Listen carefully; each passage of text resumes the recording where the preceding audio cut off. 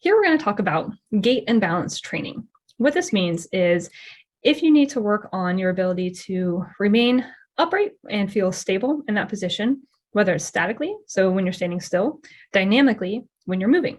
So this involves the gait part of it, the walking part of it. Oftentimes, when you have a balance dysfunction, it'll start slow and progress. That's typically how it presents, but sometimes it can be quick.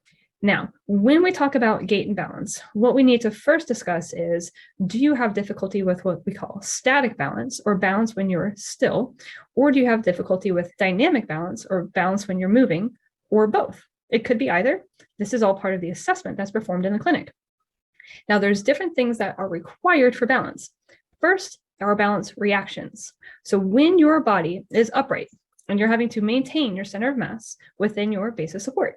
So think of your center of mass or is around where your belly button is, your base of support, that's that space in between your feet. So as long as your center of mass stays within your base of support, you don't fall.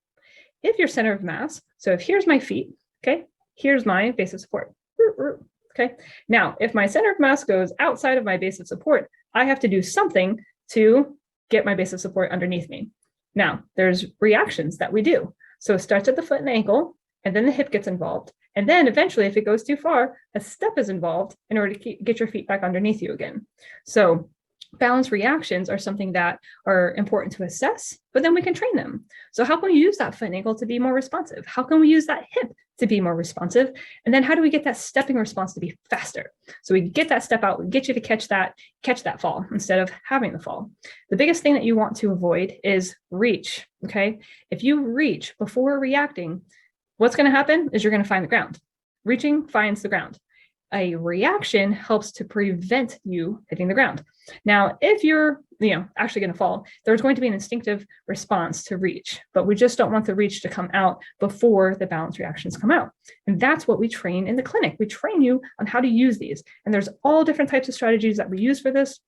You could be on hard ground. You could be on soft ground. We call that a compliant surface. We could have eyes open, eyes closed, head moving, head not moving. We could use all sorts of different challenges to get your body to respond how we want it to respond, which is faster and more efficient.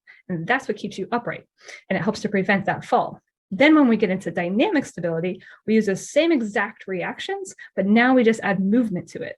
And this is how we get you feeling more stable and decreasing that risk of falling and increasing that confidence. If you'd like to come in for an assessment, we'd love to see you. Hopefully we can help. All right, bye.